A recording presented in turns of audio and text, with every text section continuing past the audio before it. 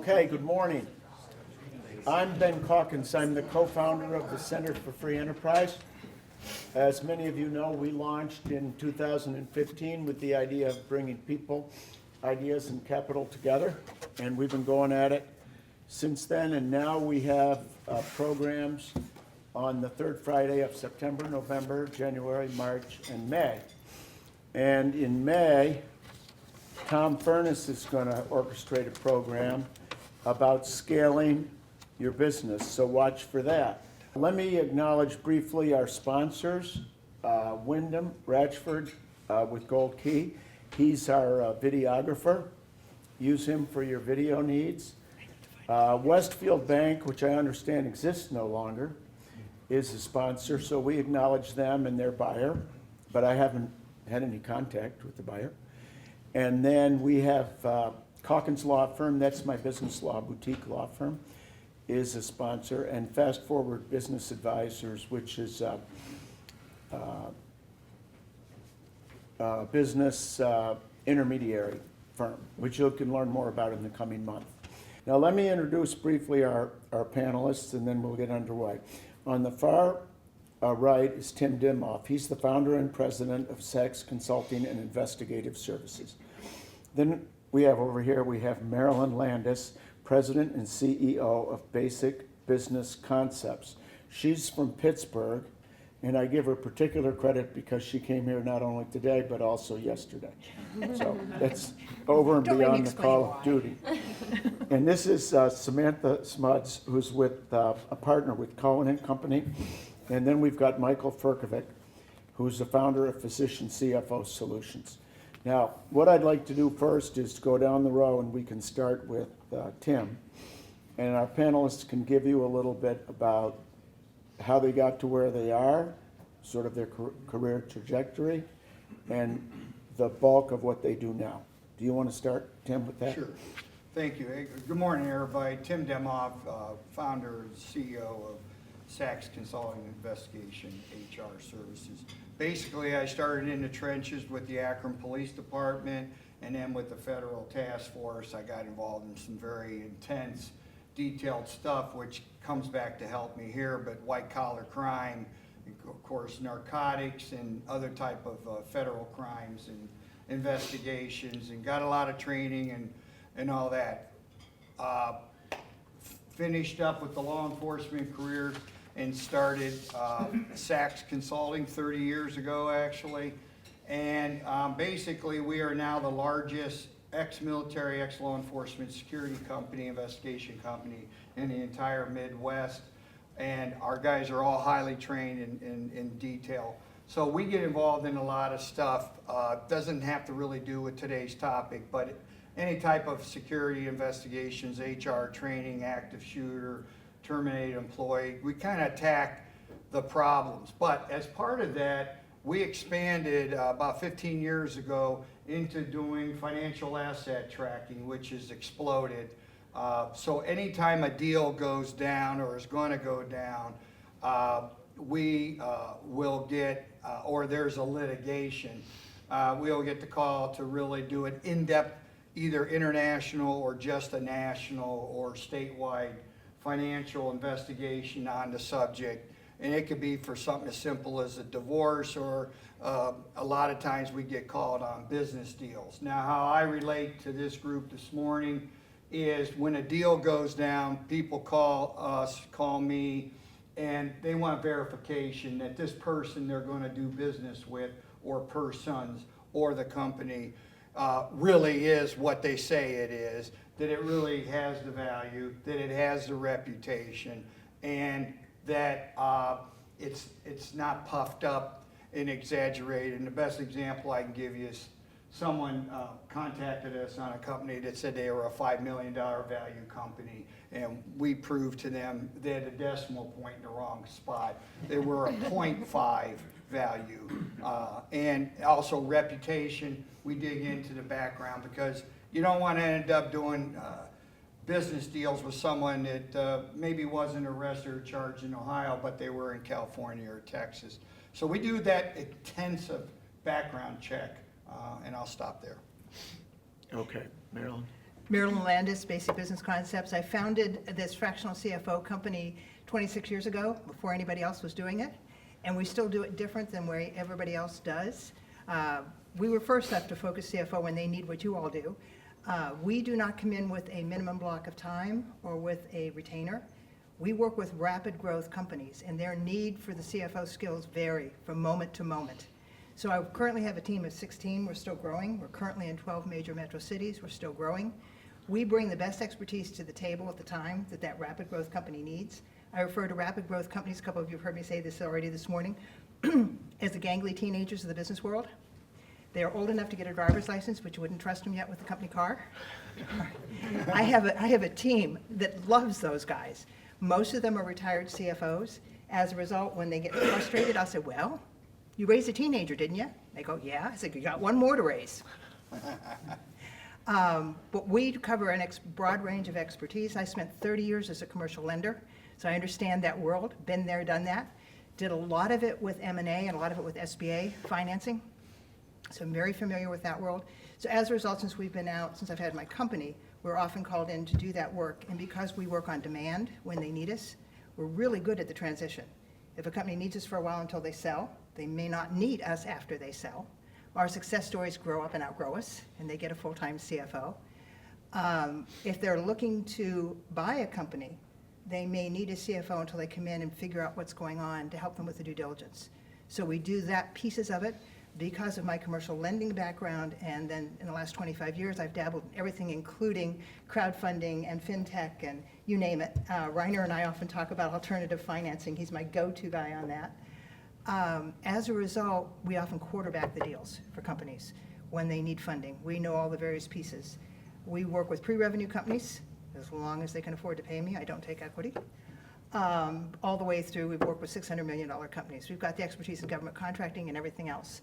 But the big reason for here, I'm very active with the Ohio business brokers. Often speak to the group in Cleveland, often speak to the group in Columbus. As a result, sometimes I'm their referral when that business is not ready for what I call prime time. They're not ready yet for due diligence, and they'll recommend that they work with us. And sometimes, as they work with us, they decide that they were really just having financial fatigue. We get the financing squared away, and they don't want to sell yet. Well, good, because then when they're ready to sell, they're going to be worth more, and then when I get it back to a broker, they have a better deal. So that's what I do. I'm Sam Smudz. I'm a partner at Cohen and Company in their M&A tax practice. I started out my career actually with Mike in the Big Four doing audit work. And then I transitioned after law school. I went back to law school and ended up back at the Big Four specializing in M&A. So since that time, I've worked on all sorts of sizes of transactions, and then over 7 years ago, switched to Cohen to focus on the lower middle market here in the Cleveland market and in the Midwest. I specialize in tax due diligence, structuring, attribute profiling, things like loss studies for corporations and complex corporate issues. So as Sam mentioned too, she and I used to work together at Deloitte, and if you went through any of the Big Four, too often your summer fill-in engagements were just kind of throw-in audits here too. And the following, what I'm about to say, is certainly not a throw-in audit too, but they would assign us to auditing the funds of Riverside and Blue Point, which are kind of the monsters of the PE world here in the Cleveland area. So my interest in M&A really emanated for, first, why did I get into accounting? First, we were trying to tell a story, not necessarily just plug a compliance gap as well. And as we got assigned to some of those engagements, you look at what was carried interest and go, holy crap, these guys are making a lot of money here too, and working through the waterfall. So that interest ultimately led to an interest on how do we get into the transaction practice as well. So wind it forward, my whole family's been in healthcare for a long time. Ended up at SSG, and then they sold the BDO, and I spent 7.5 years in our quality of earnings and transaction practice, either helping sell-side sellers ultimately prepare for sale and kind of get the narrative together, which we can kind of talk about today, or helping buy-side teams as well. So flipping it on its head, the private equity buyers largely acquire practices. Spent 7.5 years there, ended up growing a healthcare practice within BDO, and then COVID, kids, and a whole bunch of burnout as well. We probably did 200, 300 transactions in that time frame too. Ended up joining a private equity backed ophthalmology group here where we got 13 deals done in about 2.5 years as a cautionary tale. You should not do that many deals in a given time frame. So we can talk about that as well. Before ultimately I joined Inglewood as a partner and founded our CFO solutions practice as well. So healthcare space is really interesting. Aaron in the crowd here too, we share a mutual client as well. And we can bite that off probably over drinks some other time, but we'll focus today on how do we attack financial diligence and controlling the narrative on both sides to serve everyone's interests. Okay, see, there we go, we've got everything here, everything you might need. One question that comes to mind is when you're representing, at our last meeting, we talked about getting a business ready to sell. And, you know, it might be like performing due diligence on yourself, for example. And now we're talking about representing the buyer. And this could be a professional buyer, Riverside. I'm sure I never did represent Riverside.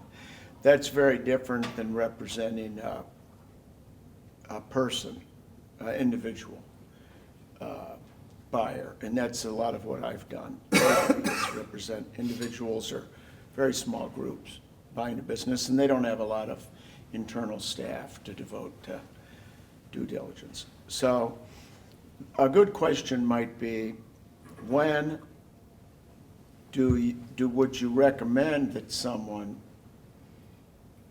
get you involved? And that might even be when they're searching. That might even be when they're searching before they've ever written a letter of intent or anything of the sort. That might be your answer. I'd be interested to see. And then when do people typically, most typically get you involved? And that might be, you know, just based on my own experience, that might be after they've already signed the letter of intent and they're charging forward, they're lining up the financing, and they're thinking about eventually closing, and oh, by the way, I might use some help. So what's your experience in that regard? When should people get due diligence type help, whether it's tax, operational? When should they get due diligence help involved?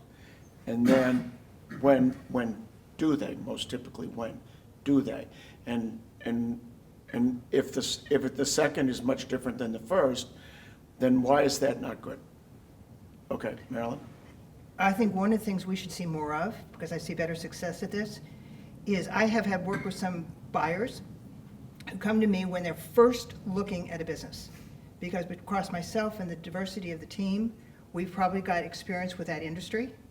And I've done work with a couple of you in the room on this, where they come to me and we'll look at it and say, well, these are the questions you should be asking. This type of a business is normally on percentage of completion. You should be looking for build in excess cost and cost in excess of build and so on. This is where things get hidden in this industry. These are the tough questions. And I've had a couple buyers walk away from taking another step with that company because they couldn't get the answers that were satisfactory, and they knew that that was a risk factor. If they wait till they're already deep in the business and in love with the business, at that point, even if we uncover things, we're not going to convince them it's a bad idea. Right. So that's where I think we should be doing it. Often I get that referral from a banker because they've gone to the bank to say, can I finance this? And the bank says, why don't you go talk to Marilyn? I don't know if you can finance it until the deal is going to work. I don't know enough about it. Why don't you go talk to her? And we go through, what kind of a buyer are you? What are you looking for? Are you a strategic buyer? And you're going to cover the overhead with your other companies? Are you a lifestyle buyer that has to pay for yourself? Or are you a discount buyer and you're looking to buy cheap because you're going to aggregate a bunch of problems and make a good one out of it, which is sometimes what PE does, right? Get talking about that and get yourself organized that way as a buyer before, and I think the brokers appreciate that too, because when they go to the broker, they're better prepared. Okay, do you have, the rest of you, do you have observations about that?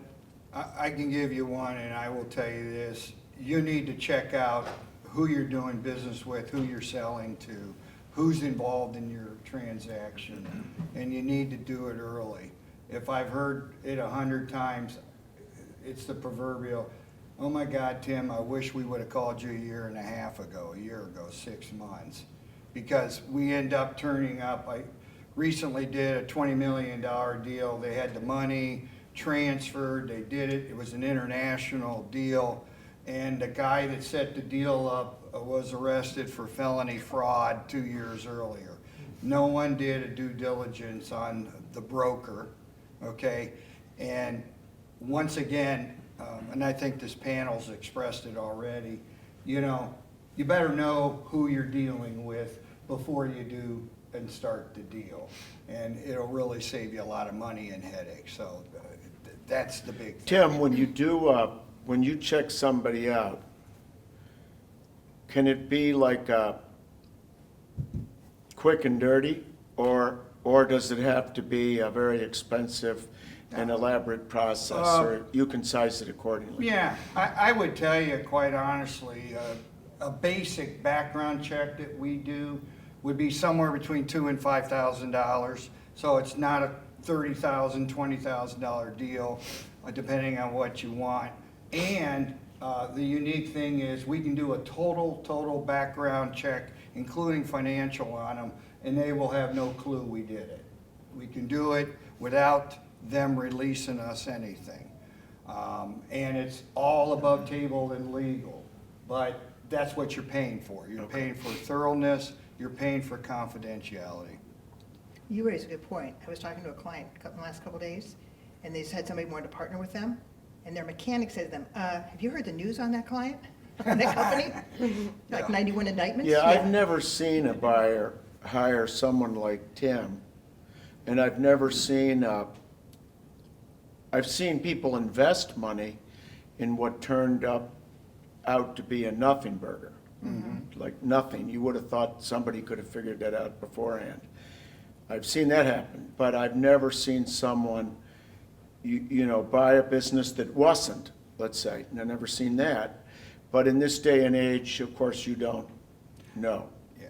What's your recommendation? Oh, Marilyn, you already said you'd rather, did you say, or will you say that you want to get involved early?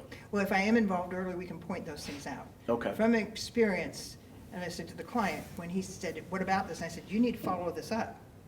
You need to make sure. And so he went directly to the source, or to the person, they said, oh, no, that's not true. But the more he's checking, so this is the kind of thing you're talking about, if you're early, before your name has been attached to that party, that might take your reputation down with it, or that you can't trust the information they give because they've been dishonest before, that's an early stage to walk away from something. Yeah, right. And I would imagine with Sam and Mike that if you have some tax input before you write the letter of intent, in my experience, most acquisitions are asset purchases, and you know, you go with them and they are what they are. But that doesn't mean that the taxes and accounting doesn't matter, just because a lot of buyers don't have much help in that regard. But I would guess that you need to have the helper involved before you put the letter of intent together in order to have maximum benefit in structuring the transaction, et Well, cetera. and Is to that that point, correct? Ben, and I'm sure these two would weigh in on this, the difference between a corporation has a balance sheet included in its tax return. Now, the myth is that nobody would lie to the federal government. Yeah, they do. I was a commercial lender for 30 years. Yeah, they do. All right, but you at least can see it and you can ask questions. If they're an LLC, you may not, they don't have to submit a partnership or a balance sheet on their tax return. You might be doing an asset purchase and somebody's going to evaluate that equipment, but you want to see their balance sheet because there's stuff that gets hidden on there that may come back to bite you. They got more receivables than they should. They're turning too slow. They've got too slow an inventory turn. They can tell you it turns, but it doesn't. You see debt in there that they financed with when they told you they were doing fine. Those are the kinds of things that you prompt your questions about the nature of the business, even though you're only buying the assets. Do y'all agree with me? You should be calling Sam every single day too. So if we're in tax season Yeah. right now, Yeah. understanding the ideal exit structure or the buy side structure too is incredibly important. I mean, I almost never see that done where we get the inverse happening, where the financial guys get called first. We should at minimum be in concert, and I would actually say proactively managing the tax situation. Yeah, I think it's really important to get people involved when you're drafting that LOI, just to know, putting a number out there without any background as to whether you're buying assets or equity, it's not as meaningful, or if you have an earn out in there, or you're issuing equity, having all of those details in the LOI so there's no surprises at the end of the day, if you're not used to writing LOIs every day, can be really important. That's on both sides of the transaction, before you sign an LOI, before you draft an LOI as a buyer, just to understand, are there things in there that I should be considering up front? I'm buying assets, I'm going to get a tax benefit for the purchase price, so a seller understands that instead of 30 days down the road, I thought I was paying half the amount of taxes that I am on my retirement when I'm selling my business. So the sooner you can get people involved, I think the better. And we all know at that point that buyers are very fee conscious. We don't know if the deal is going to go through, but even just an hour of your tax advisor's time can be really meaningful at that stage. You raise a really good point, because I often will say to a seller, you've got a regular transaction accountant that you use. Are they versed in a sale transaction? You need an expert. It's worth that hour of an expert's time, because it's a different approach to the tax. And it doesn't have to be a formal engagement. We're all advisors here too. We can easily be bribed by lunch, drinks, or coffee and give you some free advice. So just be proactive and ask. I mean, we'll tell you if it needs to be a full engagement as well. But, you know, that is your board. You might as well leverage your network and get some advice, and then be proactively thinking about what the outcome you want is. And Ben, if I may, what I'm seeing a little more of are corporate entity purchases versus asset. Why? Because if you have a change of ownership, many of the contracts have to be rewritten. And in some cases, that's a very costly and risky thing to go back to all those contracts, particularly if they're government contracts. So there's more due diligence than has to be done on the entity for you to do that. We did one where the existing employee was buying 90% of the company. So but she'd worked there, so and been a part of the management team, so she knew where the skeletons were hidden. But that's very unusual to do. You and I think, had talked about this at one point, Ben. So what happened was I said, you tell both sides of the attorney, the seller and the buyer, this is a stock purchase. Okay. We get a week from closing, and all of a sudden, the seller and the buyer are at loggerheads with each other. What went wrong? I mean, they're asking questions that made absolutely no sense. I said, send me the final purchase agreement that was drafted, the final documents. It took me 15 minutes. Somebody in the law firm had handed the transaction writing to the paralegal. So they grabbed all the normal clauses from an asset purchase. And that's what had caused all the tension, because it wasn't an asset purchase, it was a stock purchase. But I am seeing more of those, and too often the buyer doesn't inquire about the contracts and how important that might be, and whether or not they can continue them. Yeah, and I was on a panel years ago on due diligence, and the other panelists were all thinking of transactions where the due diligence would be $800,000 to $1 million. and you know, I wasn't seeing total fees in the range of anywhere near that. Right. So there is a premium on helping people scope things out that they might miss without, you know, charging them $50,000 or $100,000 or $800,000. And I'll oftentimes give a buyer a due diligence checklist, and it'll be very comprehensive. It'll be kind of exhaustive, and usually the seller wouldn't even need to see something that exhaustive. So it'd need to be pruned down. And then where do you find that the average buyer, who's probably not an accountant, not a lawyer, not an accountant, where would they most often need help that they can't, you know, render themselves, do for themselves? Probably every facet of the transaction, because most people buy one or two businesses, unlike some of you that handle it on a regular basis, multiple. They've done it once. They've never done it before. Right. The sellers maybe never sold before. So you have two novices, and they're tackling it. So they need, so it's, yes, and I met with a prospect this week while I was out this way. And Dad walked in and said, my biggest customer's gonna buy me. We're gonna have, they were just here last week visiting the plant, and he said, we're gonna be closed by June. I said, really? You've admitted to me Grandma does the bank reconcilement, and she always messes up the computer. Mom does the payables, and she doesn't like using the computer. Meantime, daughter's sitting there rolling her eyes, and they think but he knows everything. He doesn't need anything, he doesn't need any help. Great. Show me how to get out of this facility and I'm gone. Uh-huh. Yeah. Have a nice day. Yeah, exactly, exactly. Yeah. Now, do we have any questions yet? From the audience? Not enough coffee? Gary? Question. So, from a standpoint of buyer-seller, I see a lot of problems with administrative friction. Things such as simple as somebody finally getting their act together, one of their attorneys on vacation, and that causes delay. Or even somebody sends me a document, and it's a PDF document, I send an attorney, and he's got to spend to have all that time to convert it into a Word document that they can edit, and back and forth. So what can we do as on both sides to reduce administrative friction and make your job easier?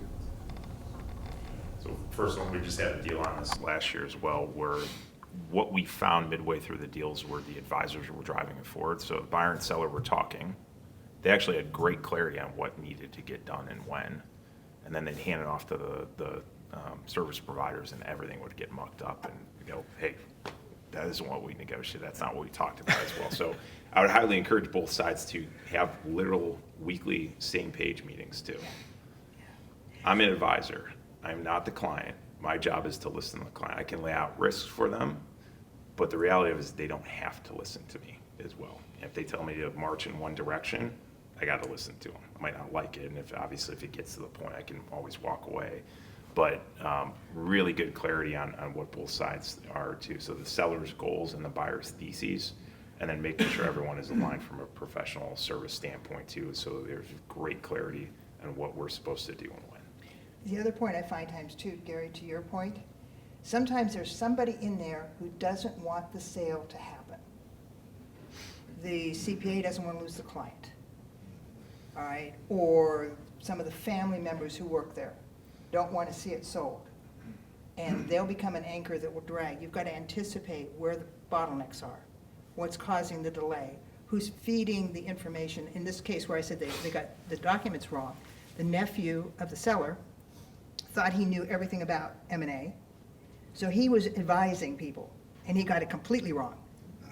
And when we finally uncovered it, nice guy admitted, he said, my bad. Yeah, you probably cost him another $20,000 in legal fees. But that's part of it too, Gary, as you get involved. You get a family member, sometimes willingly or unwillingly, is an obstructionist. And so they're advising the advisors incorrectly, or dragging their feet intentionally. And I think there is a very common saying in the deal world that time kills all deals. Yep. But I truly think that it's fatigue kills all deals. Yeah. When either side of the party just gets tired of the back and forth. But I think that most importantly to address that is having advisors that work on the size of the deals that you're in. Yes. Like there's specialists that work on mega deals, there's specialists that work on founder-owned businesses, and those are two very different types of transactions to advise on. Like being in the lower middle market, I deal mostly with founder-owned businesses and know that if I give them a request list that's 5 pages long for just one diligence work stream, that's not gonna go over very well with my client or the seller. So meeting them where they're at, understanding their systems, and really customizing your approach is how you have to work on those smaller transactions. And if you only have someone who's done billion-dollar deals, they're not going to understand that dynamic as much as someone who's worked on a $500,000 deal. Very true.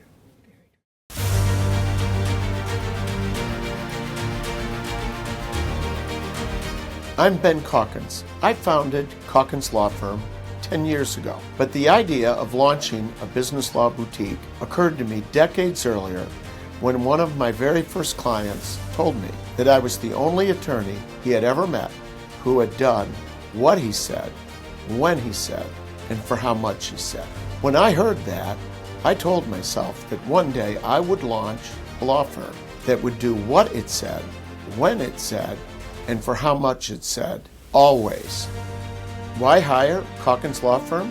Quite simply, we offer highly educated, top-rated attorneys with vast expertise and deep experience on a cost-effective and responsive basis. Our secret sauce is that we truly serve and endeavor to delight all of our clients.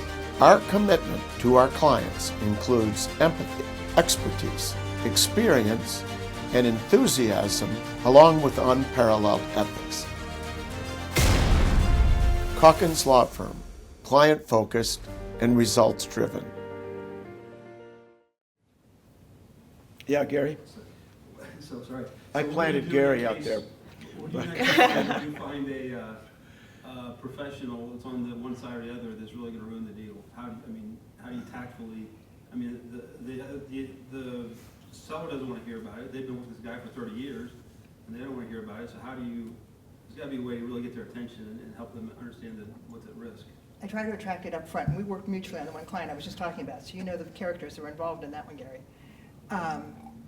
Advise them up front that the attorney that you have always used, ask them how many acquisitions they have done. And if they haven't done one, thank him very much. It will continue to be your personal attorney, no question, but you need to find one that do, I tried to do that ahead to preempt it, because they'll kill the deal. There is no way to prevent them, they're still going to use some of them, but getting it ahead of it. Yeah, I think that you can't, if someone's wedded to using a neophyte or incompetent, you can't ever score points by telling someone they're incompetent or wrong-headed. That never wins you a popularity contest. So you just have to work around those people and maybe do a lot of their work. That would be my observation. If you're dealing with someone, and I've dealt with like PI lawyers that are helping to sell a company, and they have no idea what they're doing, it makes sense for the other lawyer to basically draft everything and try to, not bulldog the guy, but get it through. And that can often work.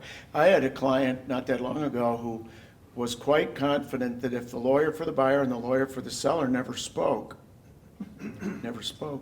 this would be really great from a fee perspective. And he, the client, who was a virgin, he'd never done a deal before. Most of my clients are virgins. He would do it all himself. And of course, that wasn't going to go anywhere at all. So I couldn't tell the client that he was wrong, but we did need a dialogue with the buyer's lawyer. And as I recall, it wasn't a particularly friendly relationship, but we needed to have a working relationship or we would never have gotten it accomplished. So, that's my experience. Another observation I have, I don't know what you, my panelists, think, because we haven't gone through all our questions beforehand, but someone asked me last month to give a keynote address, which I never gave before, I might not ever give again. But one of the things I said is that, in-person meetings aren't bad, because I remember back in the day, you'd get in a conference room and you'd go through everything. You'd have everyone in the room. Hopefully they wouldn't be on video games or anything of the sort. They'd be paying attention, and you'd have a document, and you'd go through it, and you might go through the purchase agreement, the disclosure schedules, what either was or wasn't on them, and then by the end of the day, you would have made some progress. This is my observation. Now, in today's world, very few people are giving focused attention to anything. They're here, they're there, they're there. So sometimes you can have a transaction where the seller, I'm thinking of the same individual that didn't want the lawyers to even speak, I don't think he really read anything as we were bouncing along. We would have conversations, but I don't think he actually read anything. So basically, the day before the closing, he decided to do a deep dive into the paperwork. Well, there wasn't any real problem, and the next day we closed the deal. But that was very unhelpful to be doing a deep dive and raising points for the first time the day before we were closing. Oftentimes, I hate to say it with virgins as clients, oftentimes stupid questions, but questions nevertheless that had to be dealt with. So I think if you could get people in a room, or even if you could get them on a Zoom, maybe where you could see everybody and see that they weren't watching basketball, that type of focused attention on just a few occasions can be very helpful to getting something done, as opposed to like turning drafts and no one's reading, no one's thinking about it. Well, I would ask the lenders in this room, this happened to me when I was a lender, particularly if you're doing an SBA loan. If somebody has never done an SBA business acquisition loan, you'd get a call just before closing. Oh, we have to change this in the contract, we have to change this in the loan doc, we have to change this. No. This is a document that's been approved in 50 states and all the territories, right? This is a US government document. You are not going to get to change this. You're just running fees up for the client. You've never come across this before, but I've had that delay things too, because they're novices to an SBA business acquisition deal, and they don't understand how that works. Yeah, exactly. Now, do you? I saw some lenders nodding. Does Been my there. panel, do you have some stories or examples of where we all like to save the day. We really do. We like a good catch and to save the day.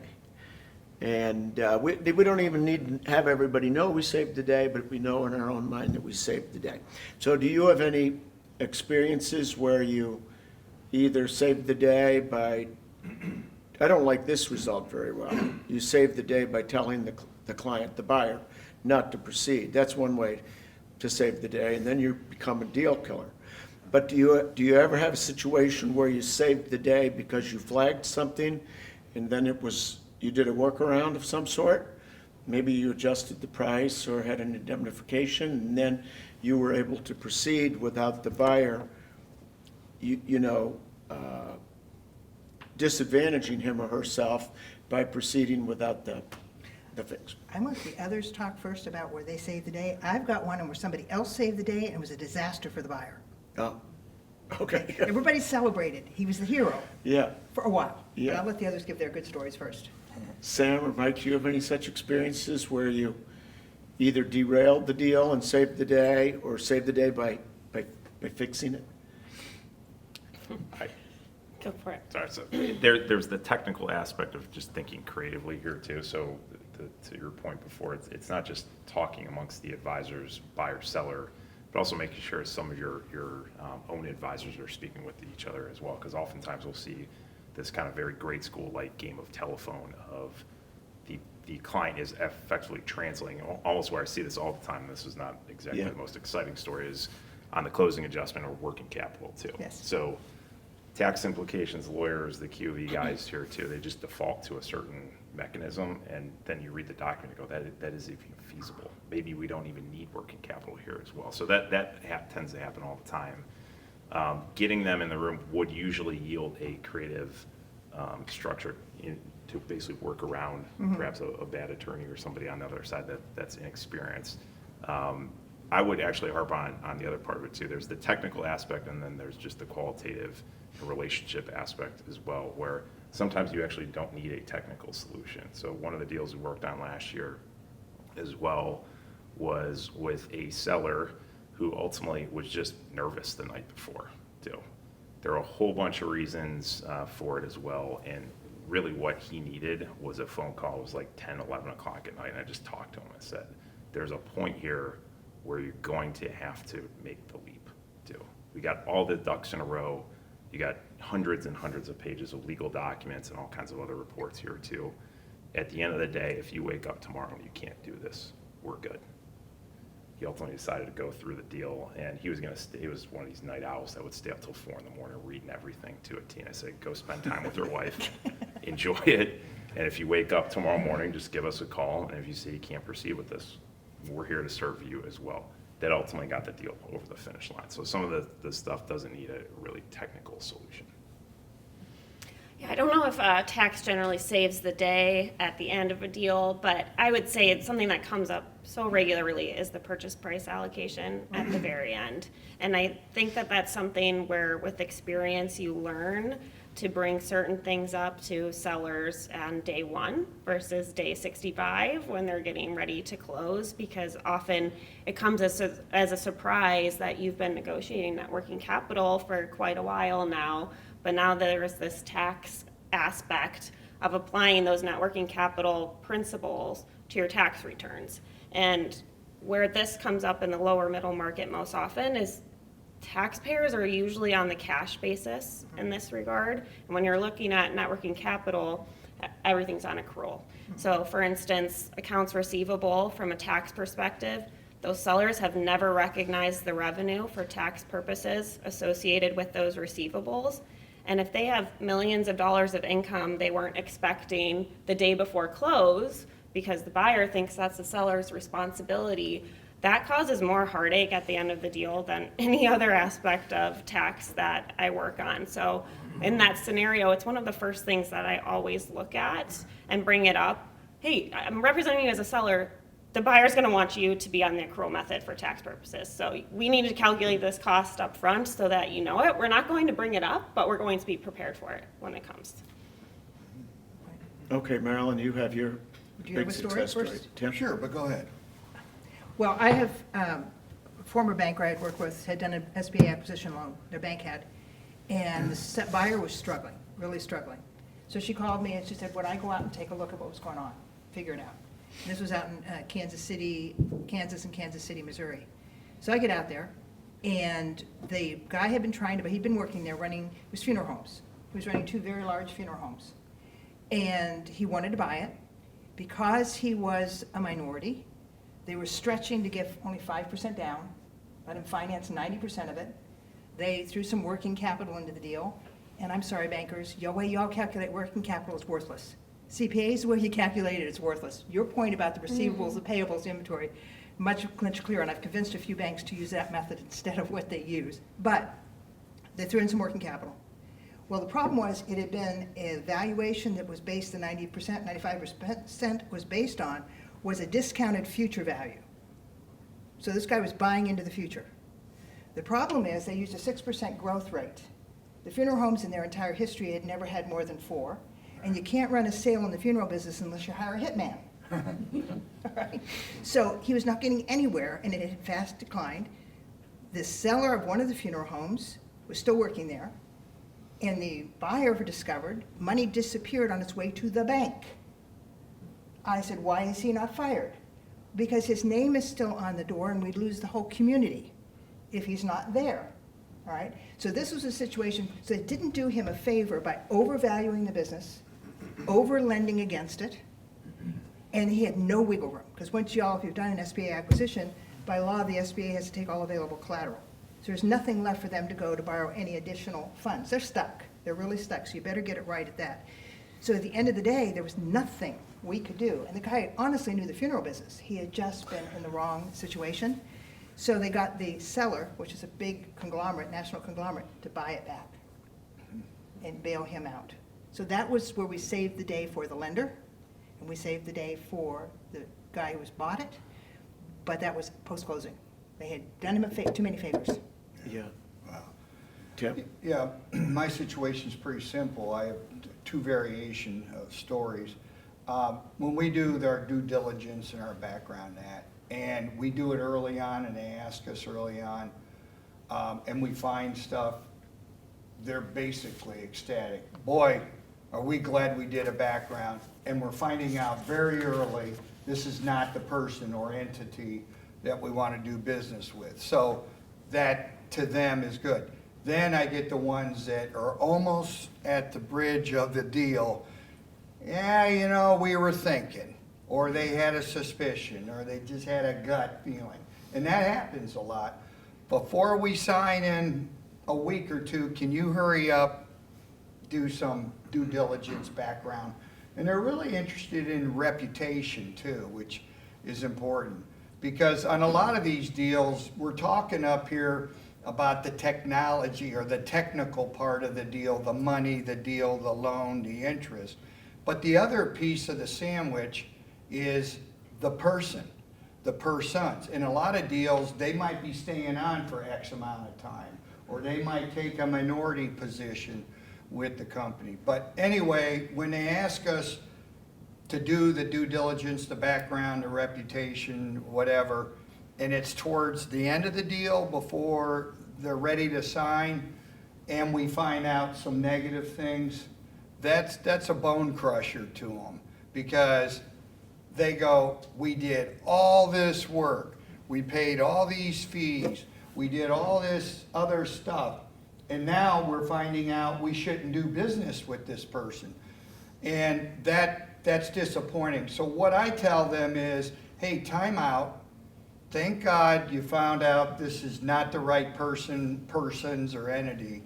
And I said, it's not all in vain.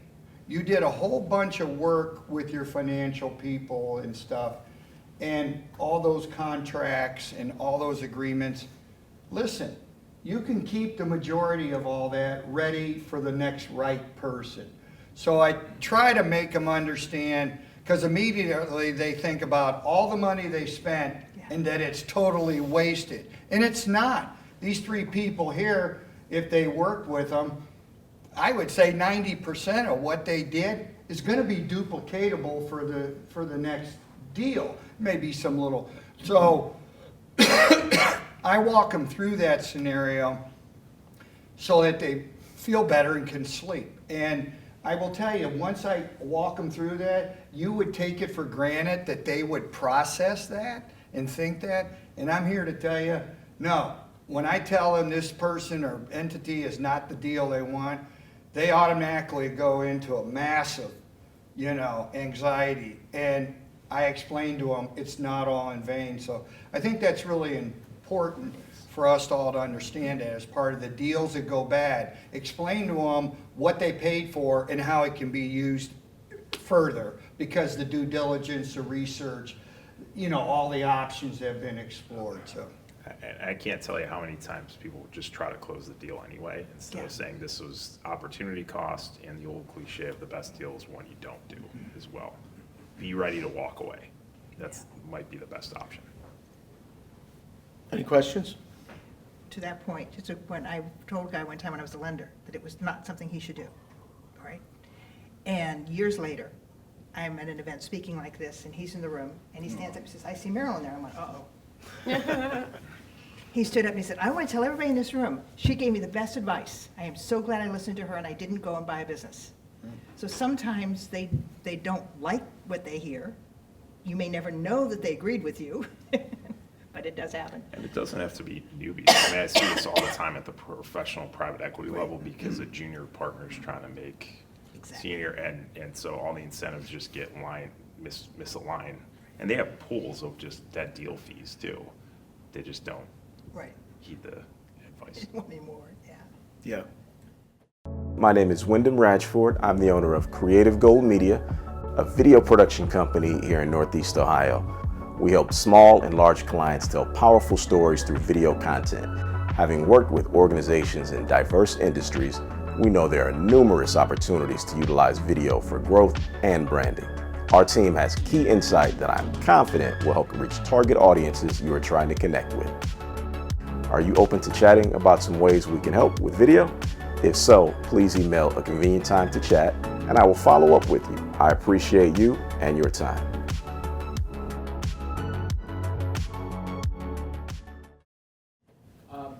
So I was involved in a situation where a culture clash killed a deal 3 or 4 months into it after a lot of due diligence. What's your experience and or advice in terms of trying to determine sooner than rather than later if there's a good fit, because that can kill deals? That's a soft side of the deal. I mentioned this prospect I looked at, and when I assessed the body language and the conversation of mom, daughter, and father, I walked away.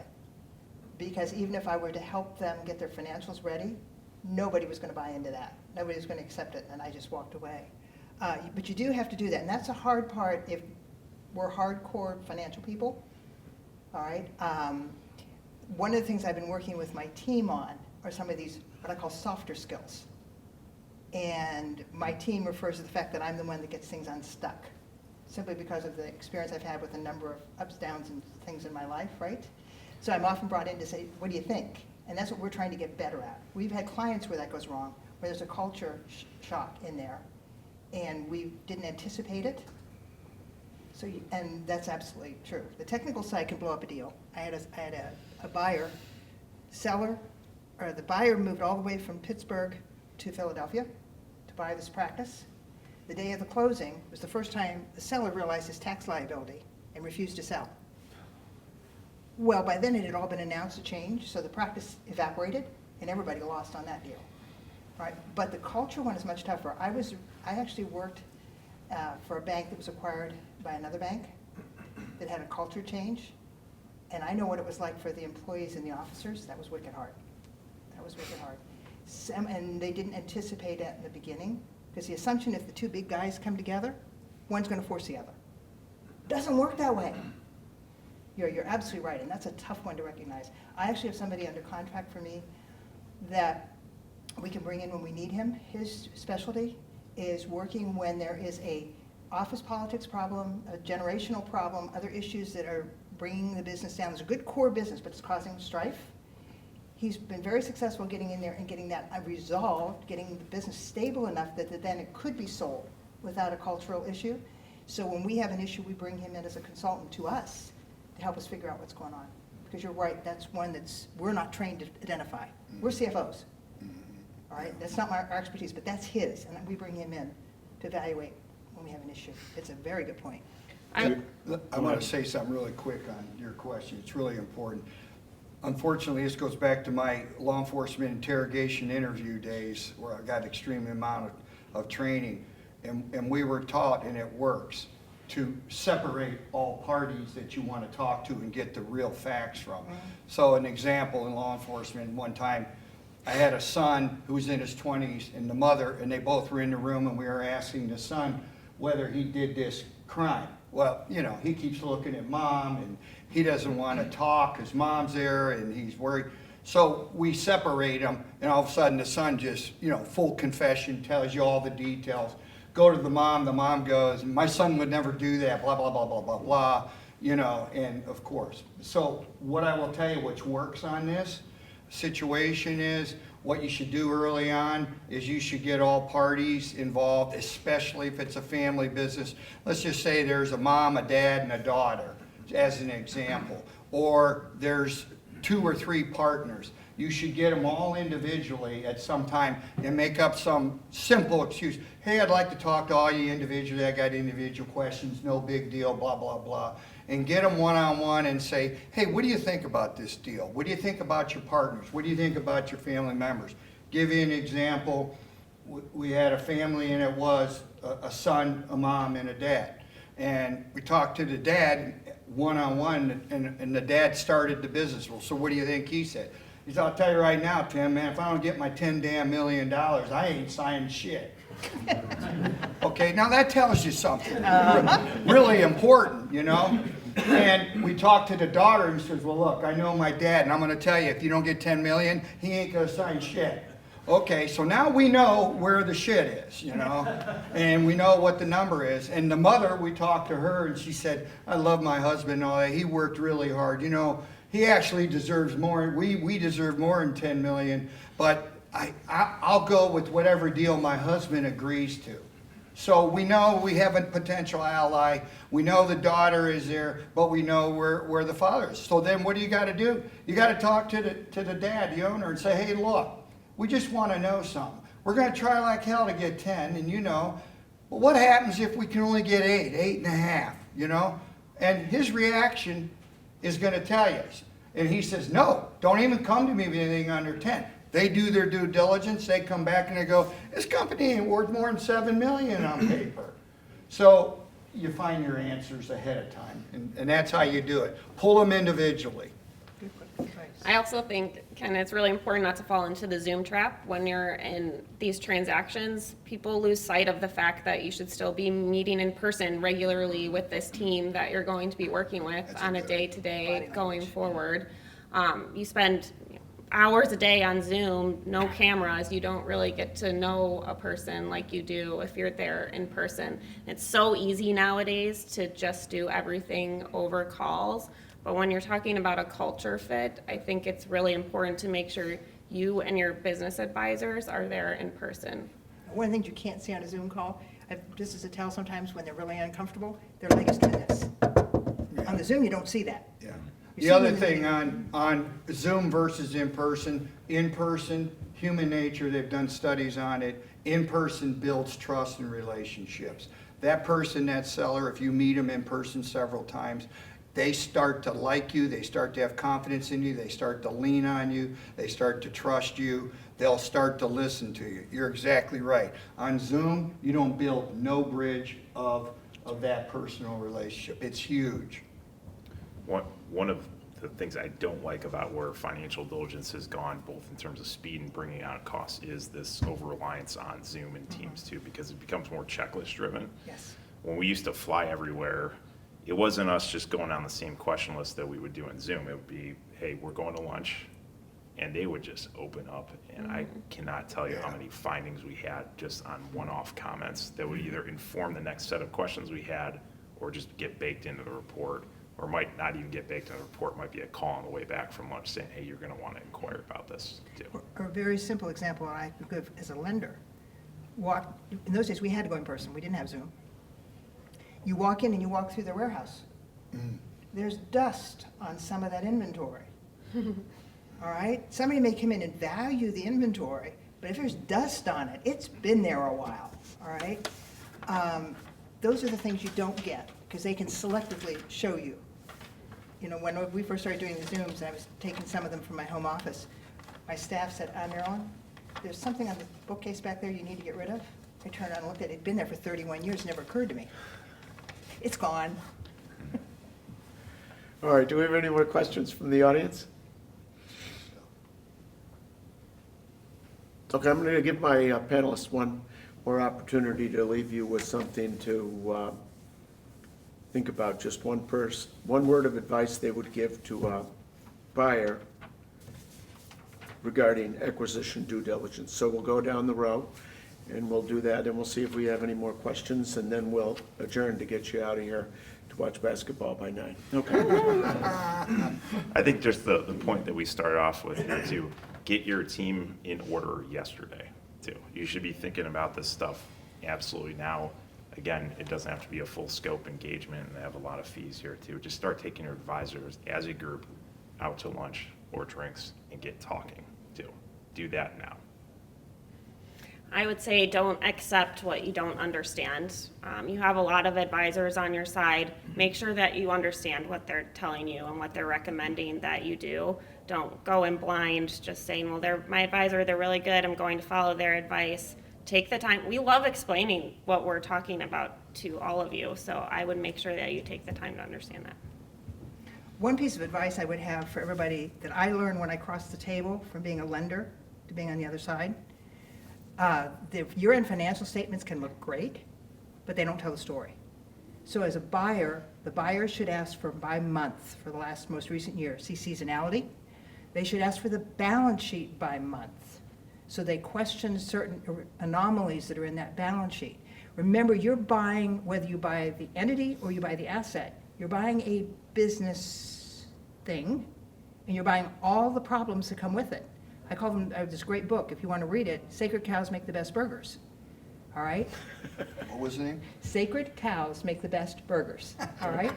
This guy works with change-ready companies to identify a sacred cow, and his definition is, if it doesn't improve profitability, it doesn't improve the efficiency of the company, and it doesn't improve customer or employee morale, it's a sacred cow. Should it go out to pasture? Should it be gored? Should it be rehabilitated? Or if you're a lender, your boss is going to tell you to pretend you didn't find it. But you're buying those. So when you're looking at this month to month, you're going to start asking the right questions. Well, why is it that way? Oh, well, you know, Ben always did that for us, and we can't do without Ben. I coordinated a bank merger one time in Tampa, and when they hired me, they'd asked a guy to do the coordination of all the operations. And he said, I'm too busy, I have all these reports, and the whole bank depends on my reports. These are 4 banks merging. So by the time I got done, turns out nobody was reading his reports. Nobody. They didn't need him. They laid him off. You're buying that entity, and so the month to month, both the balance sheet and the income statement will raise the questions. Why did it spike here? Why did it go down there? That uncover some of those sacred cows that you can then decide what you want. Too often they sign a contract, they want to keep that employee that was really the sacred cow. So that is the best advice I can give from being on the other side of the table. I'll summarize it this way. If you want to be successful in what we're talking about and you want to be successful in your business, it's like a peanut butter and jelly sandwich.